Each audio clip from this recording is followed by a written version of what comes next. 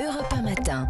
L'édito politique à 7h51 sur Europe 1 avec Karl Meus du Figaro Magazine. Bonjour Karl. Bonjour Alexandre. Emmanuel Macron doit donc intervenir à la mi-journée à la télévision. Alors pourquoi cette intervention si tard au mois de juillet ?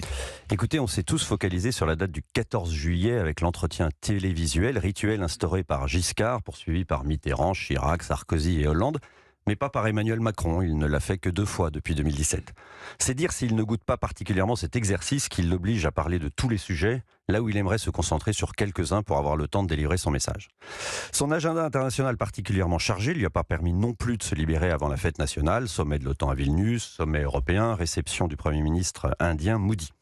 L'Élysée était également mobilisé pour tenter de redorer l'image de la France à l'étranger après le bashing constaté au moment des émeutes. Du coup, Macron avait envoyé Bruno Le Maire sur CNN, Olivia Grégoire sur Al Jazeera, Catherine Colonna sur la BBC.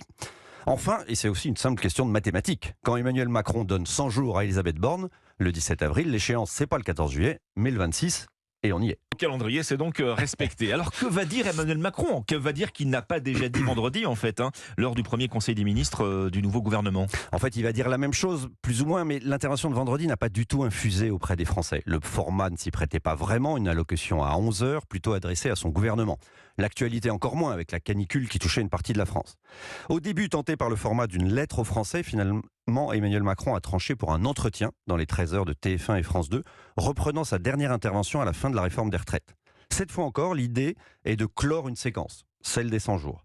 La feuille de route de la Première ministre était claire, le pays devait s'apaiser. Il sortait de plusieurs mois d'affrontements sur la réforme des retraites, et de ce point de vue, du point de vue du chef de l'État, la mission est réussie. Comme on l'explique à l'Élysée, le président fixe le chemin et la première ministre trouve des voies de passage.